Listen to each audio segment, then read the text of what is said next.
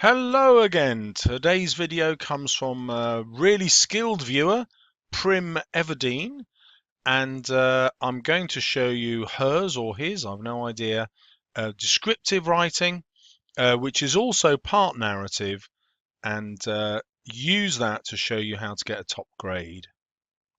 Here's the story or description copied into Word, and I will copy and paste that as a description in the video below so that you can print it off for yourself and play with it. So it's an excellent description, or you could look at it when we get to the ending and decide whether it's a narrative or not. It's an interesting piece of writing because it would qualify for both. So it's a good way to learn how to write a story that's mainly description. And it's for question 5 of paper 1 of the AQA GCSE question paper, although I'm sure it would fit other exam boards just as easily. So obviously, when you're describing or writing a story, you need to have your literary techniques in mind. These are the descriptive ones. And the reason I'm making a video of this piece of writing is the metaphor in it. This writer is absolutely brilliant at using metaphor. Excuse me. And if I just looked at the metaphor, I would be giving this 100%. It's really, really very, very skilled. Anyway, you need to know these techniques and to be able to use them yourself. In my previous narrative video, I focused on these 7 skills, and I'm going to refer back to them in this writing. These will also be in the description down below so that you can use these for your revision and try these out yourself. The other thing I had was some techniques that I also wanted you to notice, so another 5 more. That's 12 techniques, including soap aims, that I hope to be able to teach you from this brilliant bit of writing. So here we go. It's writing based on a picture of a figure on a snow-covered platform with a train arriving. So if you want to have a go at it yourself, there's an image for you. It's not the one that Prim used, but let's leap straight in. We're going to read the beginning, and the opening is the most important piece of your writing because it will teach the examiner to give you a high mark. You know, by the time the examiner's read this much, they've already decided what grade they want to give you. As I read it, see if you can spot the techniques.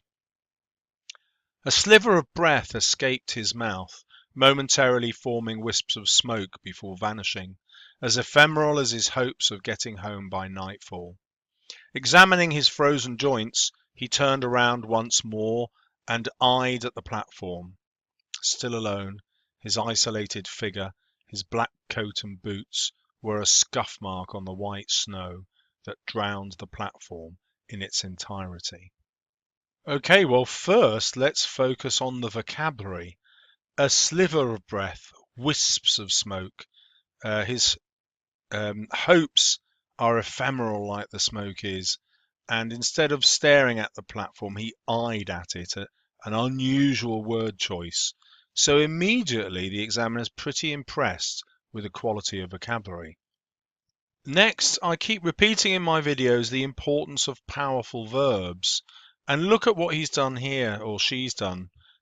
Prim's got the idea of the breath escaping and then vanishing.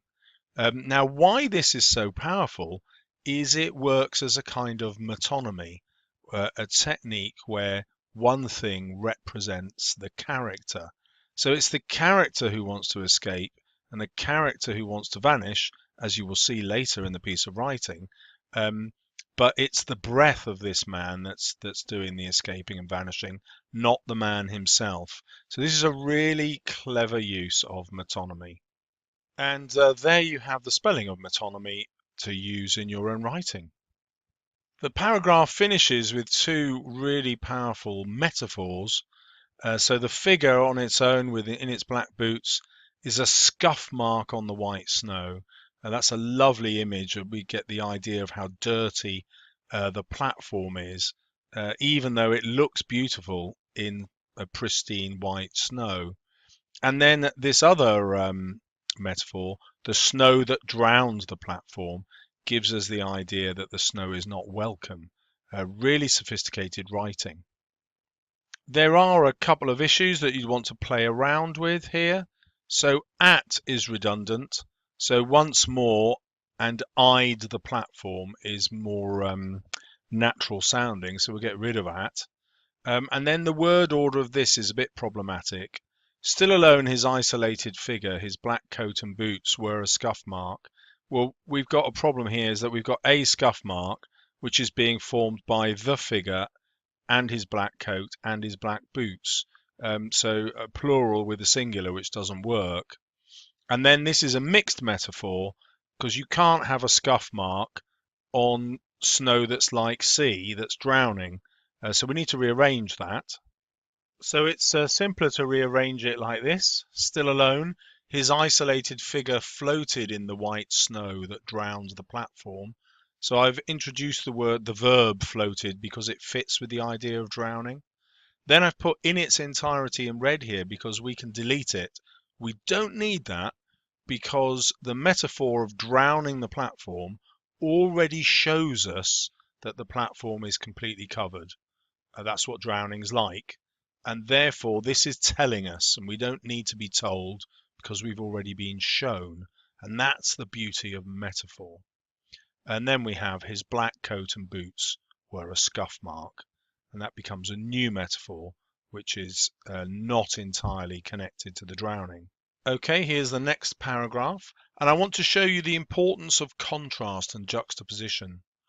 The curious sensation of knowing that you're completely and utterly alone enveloped him, but rather than inducing feelings of unsettlement and shivers, no, he had the cold to thank for that, it was almost comforting. Almost. Next, I want you to have a look at this technique of contrast again. So he's almost completely and utterly alone, or he is completely and utterly alone, and that is contrasted to him feeling almost comforted by that. It's a very unusual way of describing someone's feelings. Here, a better word would have been unease rather than unsettlement, which is a made-up word. And then finishing the paragraph with this curtailed sentence without a verb in it is quite a good technique, especially if you mimic it in a later paragraph.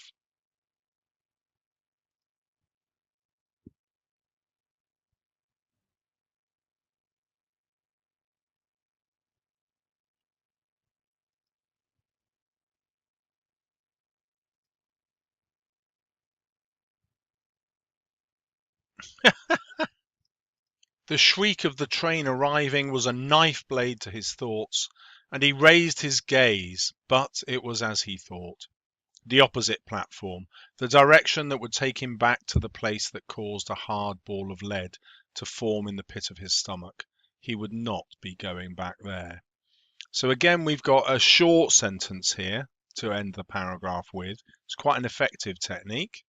Let me draw your attention to the metaphors here. A knife blade is not quite a cliche, but it's not an uncommon thing to have in your metaphor. But this writer has made it really original by taking the knife blade to his thoughts and also comparing it to something unusual, a train, and the shriek of a train, the onomatopoeia of shriek, it is a really effective use here because it's from the same semantic field as someone being stabbed with a knife. So that image works perfectly. It knits together with the same register. It comes from the same place, as it were. Then we have a hard ball of lead forming in the pit of his stomach. This is a little bit more of a cliche, but we understand from this that he really hates where he's been. And again, this is an example of showing rather than telling. There's also a bit of a semantic link here because lead is a metal and we've been left with the knife blade that's metal. So there's a bit of a connection there in in the imagery, and that works. These aren't just any old metaphors for the sake of putting metaphors in, they're related to each other semantically. On this screen, I'm going to show you a really expert bit of context. So normally, struggling writers put the context at the beginning of their writing. Here, we're going to have the context introduced later. See if you can spot it as we go. The train was an ugly, brutish thing, a hyper-visible reminder of the recent efforts made by politicians with switchblade smiles and sharpened teeth to industrialize Russia's countryside.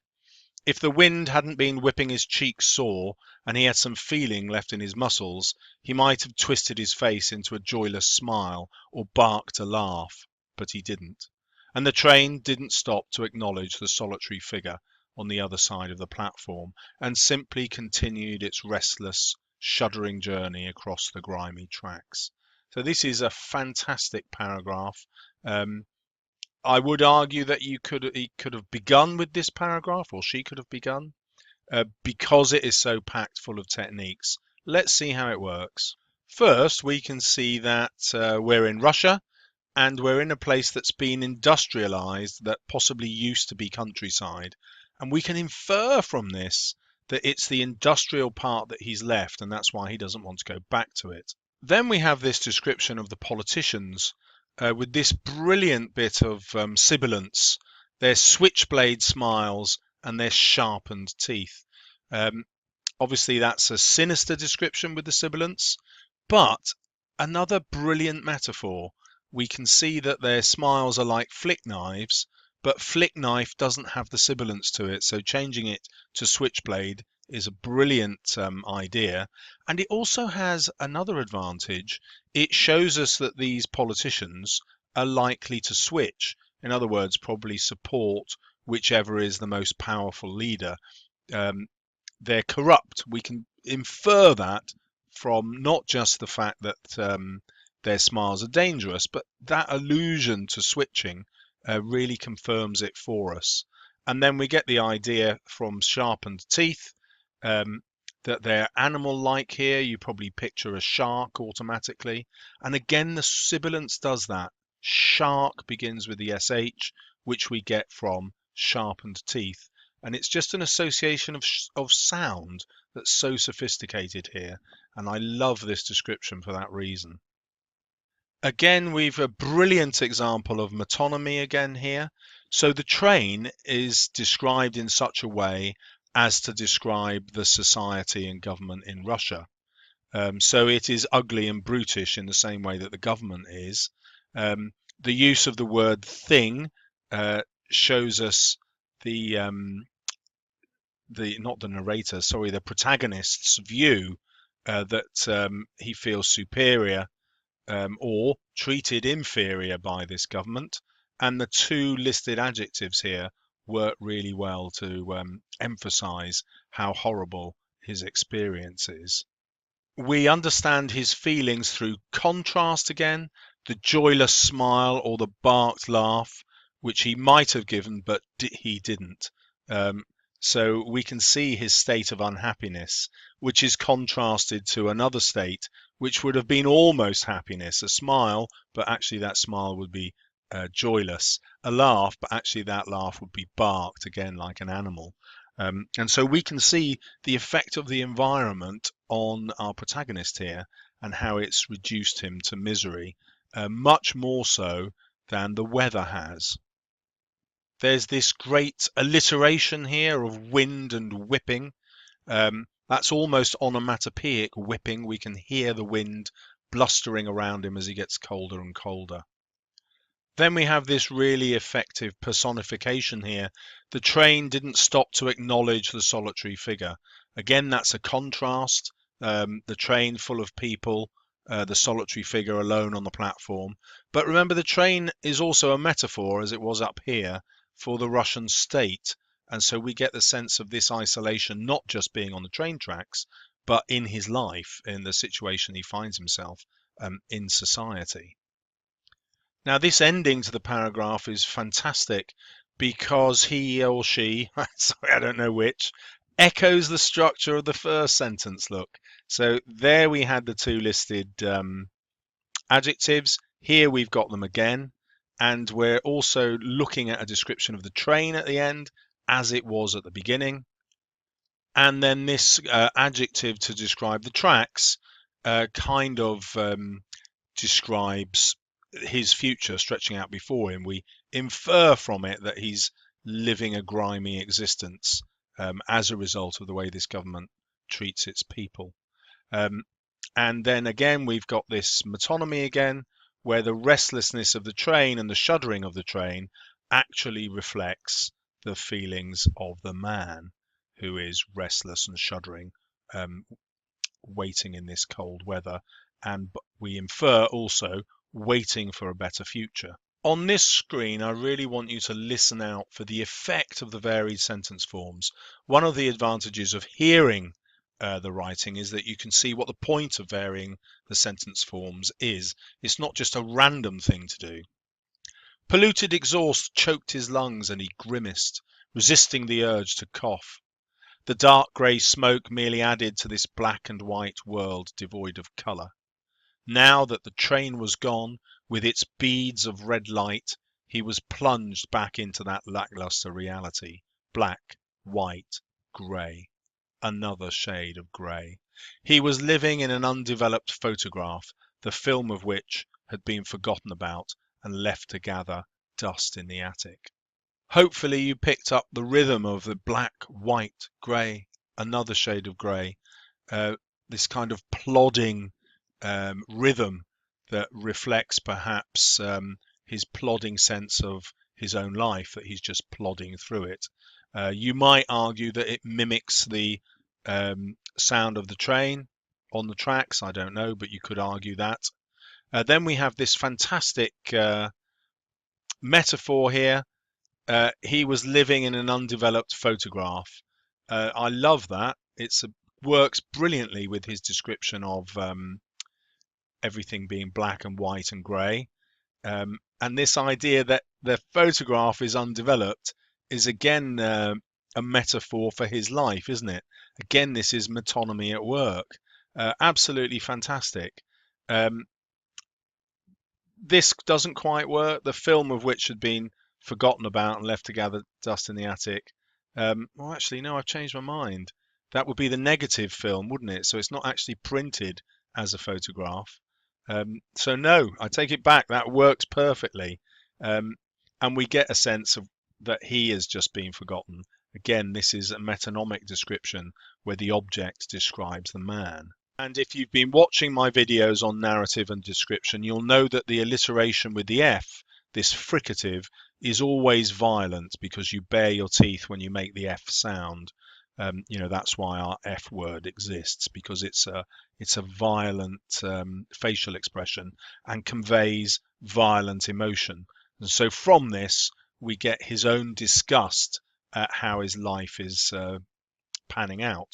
This disgust and anger is also emphasized with Prim's brilliant choice of verbs. He grimaced, he's still resisting, he's plunged into reality. You can see how violent this experience feels to him. And then we've got this lovely bit of vocabulary here. Lackluster reality, a comment on his own life, which he's finding completely unrewarding. And that lackluster, lacking light and gloss, works brilliantly again with that metaphor of the photograph. We would expect a photograph to have a glossy finish to it, a luster, but his doesn't have a luster because his life is an undeveloped photograph. It's just a genius bit of description. There's more in it which I won't take you through now. You can just see how fantastic it is. And then we have the final paragraph, and you really need a crafted ending. And let's look at how he crafts or she crafts this.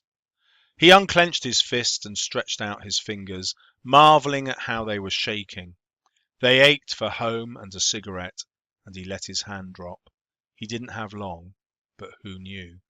Maybe another train would come, maybe it wouldn't. So we get the sense of his desperation here, but also that he's resigned. This final line, shows us that he's not really worried about the train not coming. He'd love it to come, but he also expects it not to. It invites us to imagine that his future is not going to change because he is accepting of his fate. I was kind of hoping that there was going to be a more dramatic end here.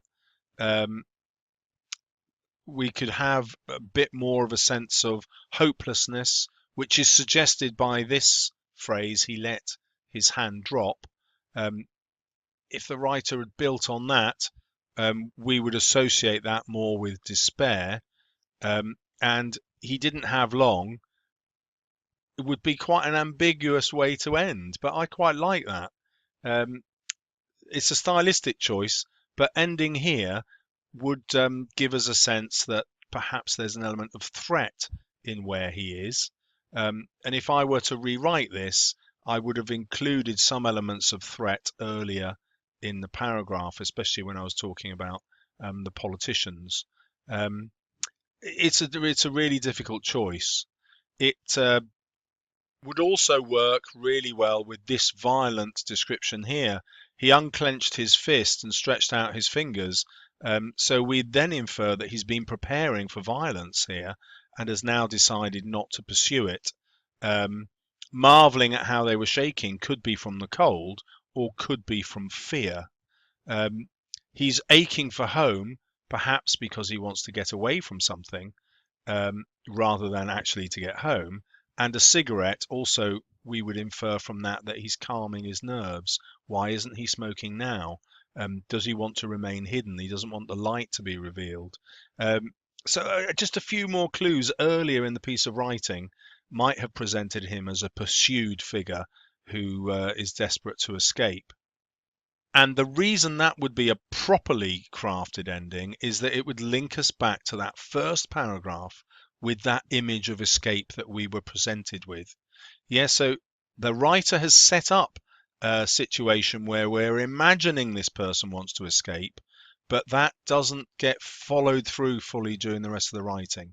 And if that image had been followed through so that we did correctly infer that he's trying to escape from something rather than just get home, and that there was an element of danger in this journey, then this would have been, I think, a perfect bit of writing. Okay, well, it's not perfect, but would it get into the top band? Well, is the register convincing? Are the vocabulary choices convincing? Yes. Are they all a match to purpose? Yeah, there was one word in there that I thought was a bit wrong, maybe a couple, but otherwise it was brilliant. Lots of ambitious vocabulary as you saw. Brilliant sustained crafting of linguistic devices. Those devices appeared in every paragraph, and that's what sustained means. In fact, it means every sentence. You saw that at work. Did he have, or she have, varied and inventive use of structural features? Yes, you saw that in the variety of sentences and in the way that ending tried to get back to the beginning. Was the writing compelling? Yes, it was. You were interested in each description. Every single bit worked. Were the paragraphs fully linked? Yes, you couldn't have chopped the paragraphs up and put them in a different order and it still make the same sense. So that worked very well. At the top of the range, a student's response will meet all of those skills descriptors. Yes. So we're really confident it's getting most of those marks, if not all of them. Now we have to look at the technical accuracy of the mark scheme. There were no issues with punctuation, so that was completely accurate. Was there a wide range of punctuation? Well, they haven't chucked in loads of colons and semicolons for the sake of it. The examiner might go, oh, I want to see more of those, which is ridiculous because the writing didn't need them. But there you go. There is an element of having to chuck a few things in. Use a full range of appropriate sentence forms. Yes, there was a massive variety of sentence forms. I hope you picked that up. Go back if you didn't. Standard English was used consistently and appropriately. Yes, it was. Lots of complex grammar in there because of the complex sentences. Perfect spelling. Lots of ambitious vocabulary. And you notice that vocabulary appears all the time. It appears here. It appears here. It appears here with register, and there's somewhere else. There is ambitious vocabulary as well. So it appears 4 times. So obviously, if you get the vocabulary right, you're going to score really, really highly in this. So congratulations. It's a brilliant bit of writing. I hope you've learned lots from it, as I did. And good luck with your revision. Try it out yourself, post them on my channel, or give them to your teacher. Good luck in your exams. Don't forget to subscribe.